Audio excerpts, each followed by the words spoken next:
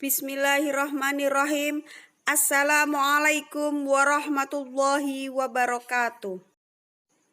Anak-anakku yang dirahmati Allah, hari ini kita bertemu kembali dengan pelajaran fikih 6 semester genap bersama siswa MI Muhammadiyah 1 Jombang, The Inspiring School.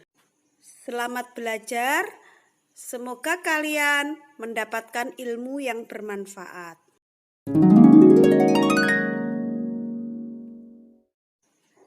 Kali ini kita akan mempelajari bab 5 tentang bertanggung jawab dalam pinjam-meminjam.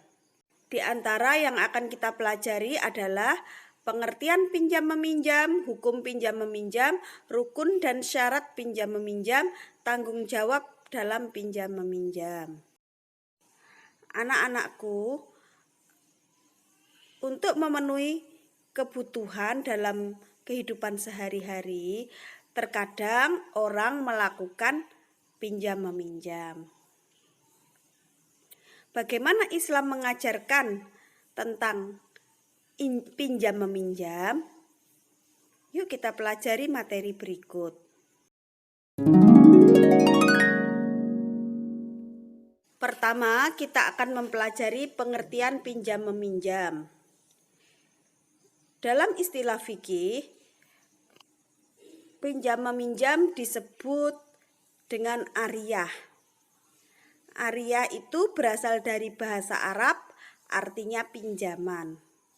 Sedangkan pinjam-meminjam menurut syara adalah akad berupa pemberian manfaat suatu benda halal dari seseorang kepada orang lain tanpa ada imbalan dengan tidak mengurangi atau merusak benda itu dan dikembalikan setelah diambil manfaatnya secara utuh tepat pada waktunya. Itu pengertian pinjam-meminjam.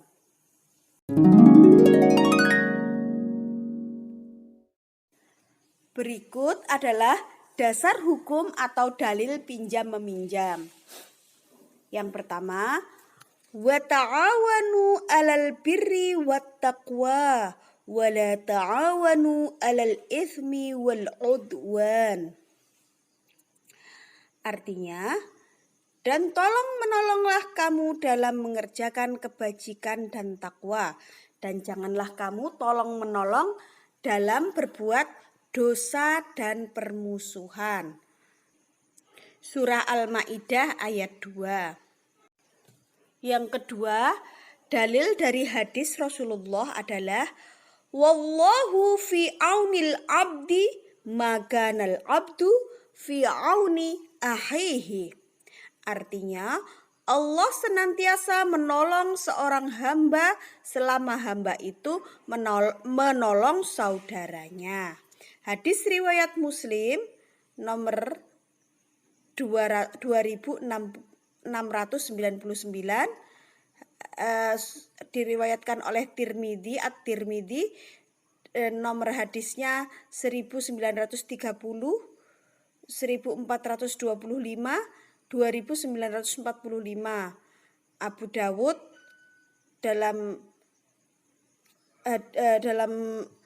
kumpulan hadisnya Abu Dawud nomor 4946.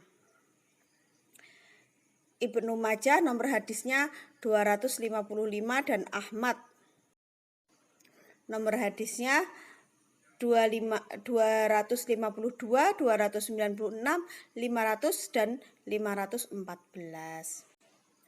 Hadis ini sangat populer dan banyak sekali yang meriwayatkannya ya. Jika kita lihat dasar hukum atau dalil pinjam-meminjam ini, maka pinjam-meminjam ini disamakan dengan tolong-menolong ya. Memberikan pinjaman itu sama dengan menolong sesamanya gitu ya.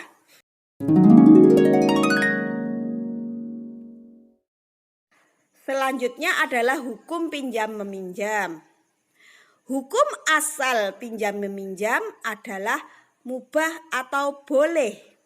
Selanjutnya, pinjam meminjam bisa berubah hukumnya menjadi sunnah, wajib, dan sebagainya sesuai dengan kondisi tertentu. Hukum pinjam meminjam menjadi sunnah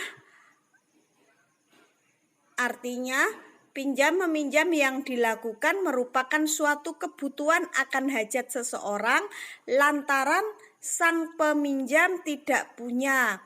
Misalnya meminjam sepeda untuk mengantarkan tamu, meminjam untuk keperluan sekolah anak dan sebagainya.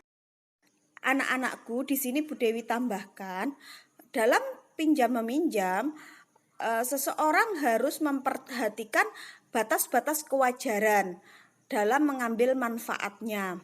Misalnya, jika kita meminjam mobil sedan kepada teman untuk jalan-jalan atau untuk mengantar tamu, mengantar teman, itu masih dalam situasi kewajaran. Akan tetapi jika sedan yang kita pinjam dari teman kita gunakan untuk mengangkut sapi, mengangkut batu bata dan sebagainya, itu sudah di luar kewajaran ya. Dan itu tidak boleh. Selanjutnya, pinjam meminjam hukumnya bisa menjadi wajib. Artinya jika pinjam meminjam yang merupakan kebutuhan yang sangat mendesak dan kalau tidak meminjam akan menemukan kerugian. Misalnya ada seorang yang tidak punya kain setelah rumahnya kebakaran habis. Maka apabila tidak meminjam kain atau baju ya, maka ia akan telanjang. Dalam situasi ini wajib meminjam dan orang yang dipinjami wajib memberikan pinjaman ya.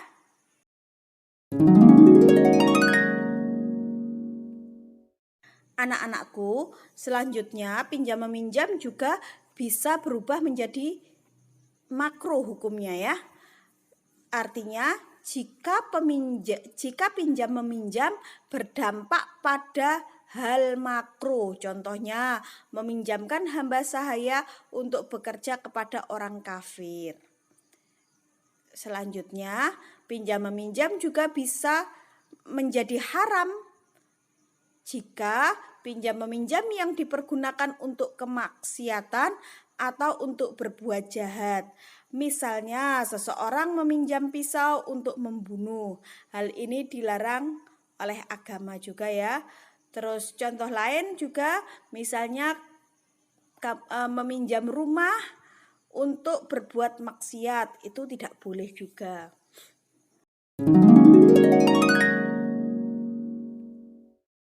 Anak-anakku, selanjutnya rukun dan syarat pinjam meminjam.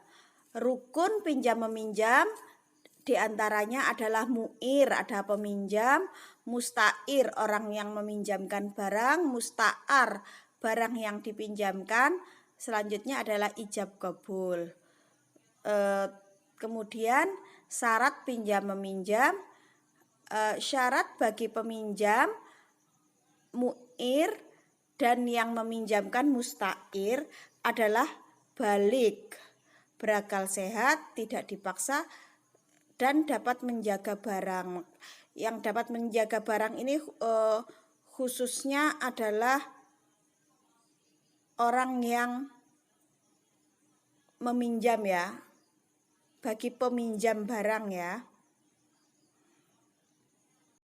Yang kedua, syarat barang yang dipinjamkan atau musta'ar adalah ada manfaatnya. Barang yang kita pinjamkan kepada seseorang harus ada manfaatnya. Milik penuh artinya bukan milik orang lain, yang kita pinjamkan adalah milik kita sendiri ya. Dan bendanya tidak rusak saat dikembalikan. Selanjutnya, syarat ijab kabul adalah dapat dimengerti kedua belah pihak.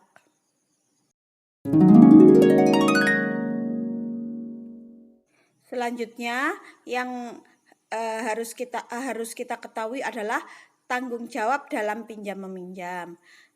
Tanggung jawab pemberi pinjaman adalah memberikan barang yang dipinjam dengan ikhlas dan sukarela, ya. Barang yang dipinjamkan harus memberikan manfaat yang halal, tidak didasarkan riba. Nah, riba di sini biasanya dalam kehidupan sehari-hari banyak terjadi ketika pinjam meminjam berbentuk uang, ya. Terutama pinjam meminjamnya dalam sistem tertentu, misalnya finance atau perbankan gitu, ya.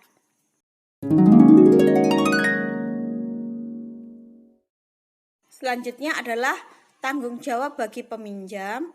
Peminjam itu harus memelihara barang pinjaman dengan rasa tanggung jawab. Selanjutnya juga harus dapat mengembalikan barang pinjaman dengan tepat. Maksudnya tepat waktu, ya.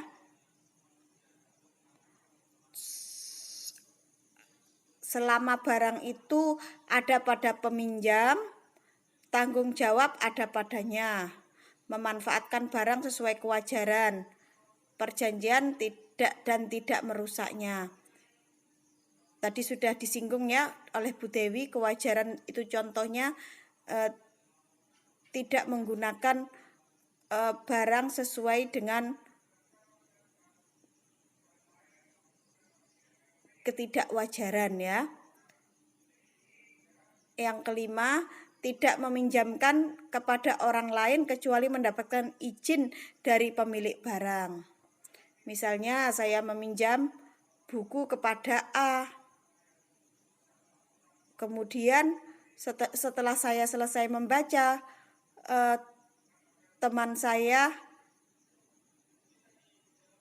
C ingin membaca buku itu juga, terus dia meminjam.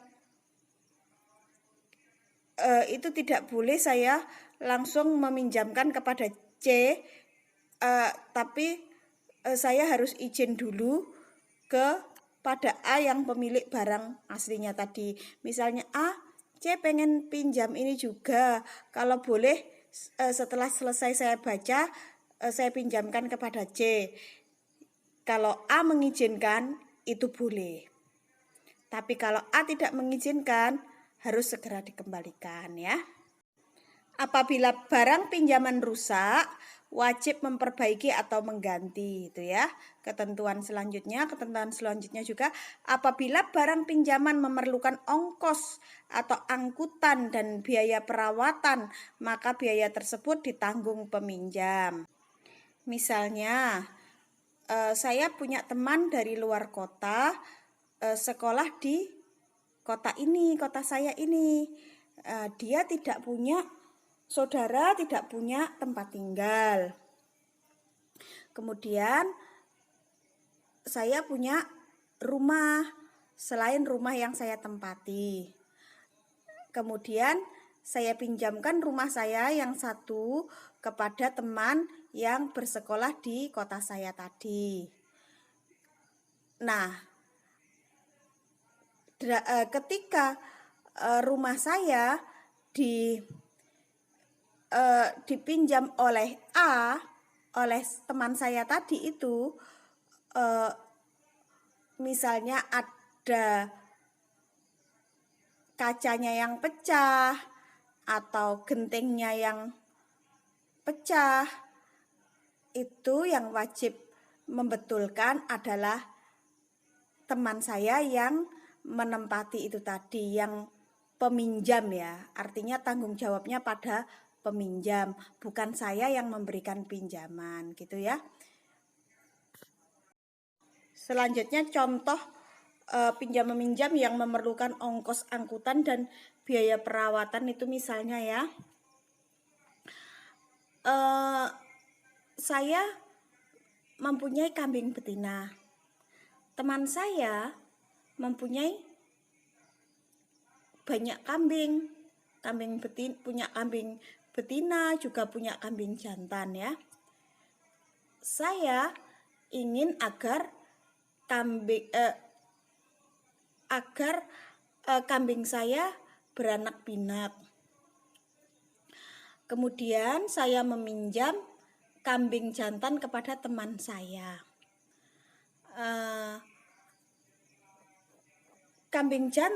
Untuk mendatangkan kambing jantan dari rumah teman saya ke kandang milik saya itu membutuhkan ongkos, misalnya biaya angkutnya misalnya sewa mobil, mobil pickup apa mobil apa gitu ya, itu yang menanggung biayanya saya. Kemudian selama kambing jantan yang dipinjamkan teman saya kepada saya tadi di kandang saya yang wajib untuk yang bertanggung jawab untuk memberikan makan dan perawatan lainnya ya. Perlu diketahui juga dalam hal pinjam meminjam kambing seperti ini, seperti itu tadi yang saya ilustrasikan, yang Bu Dewi ilustrasikan, meminjam kambing jantan seperti itu tidak boleh dengan biaya, karena Rasulullah mengharamkan jual beli, misalnya tujuannya itu tadi kan untuk agar beranak pinak. Memperjualbelikan sperma binatang ternak itu haram. Tetapi kalau meminjamkan dengan sukarela agar saya juga kambing saya juga beranak pinak, sedangkan teman saya mempunyai banyak kambing, itu boleh ya, dan bahkan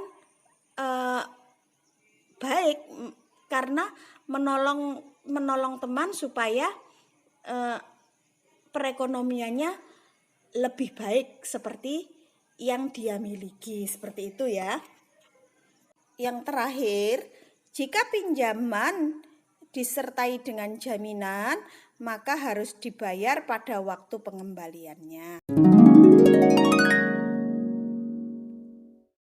Yang terakhir yang akan kita pelajari adalah hikmah pinjam meminjam.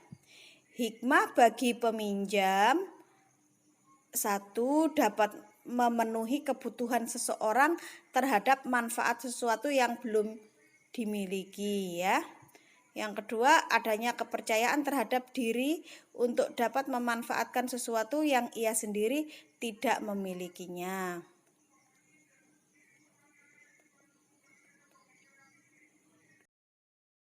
Misalnya saya meminjam mobil, saya tidak punya mobil, tetapi saya bisa memanfaatkan, bisa pergi jalan-jalan bersama teman menggunakan mobil dengan meminjam teman saya tadi.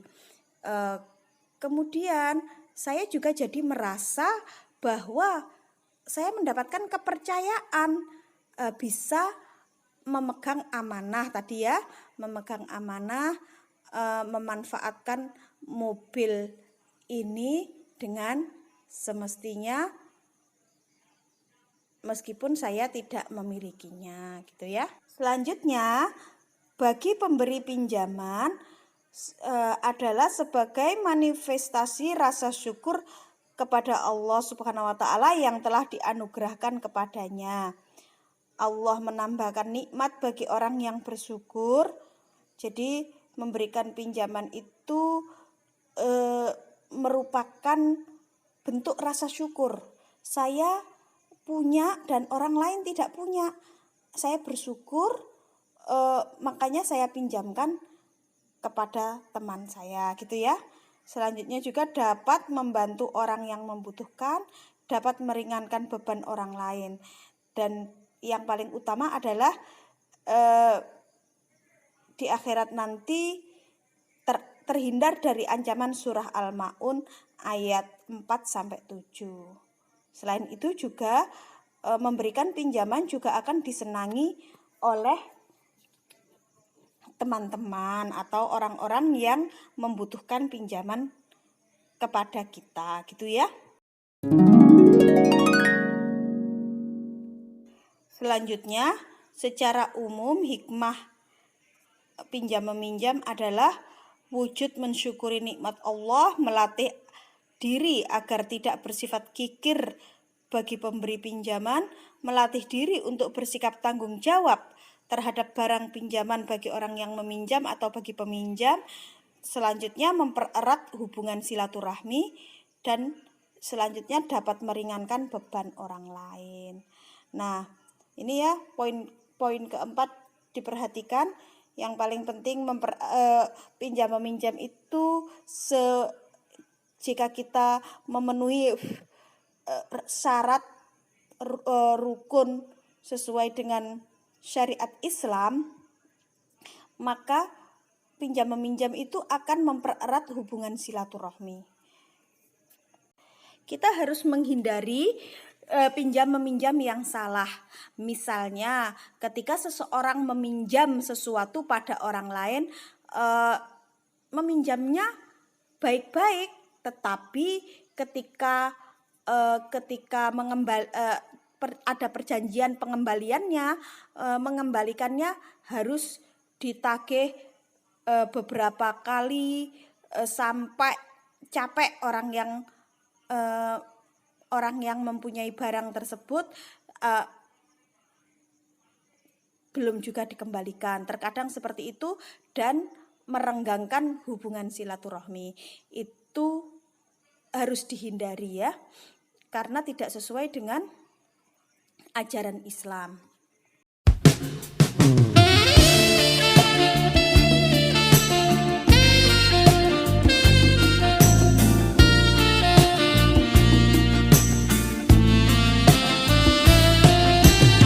Anak-anak, selesai sudah materi kita hari ini. Jangan lupa tulis nama kalian dan kelas pada kolom komentar agar Bu Dewi tahu siapa saja yang sudah meluangkan waktu untuk mempelajari video pembelajaran ini. Jangan lupa yang belum like dan subscribe, ditunggu like dan subscribe-nya oleh Bu Dewi. Sekian dari Bu Dewi. Wassalamualaikum warahmatullahi wabarakatuh.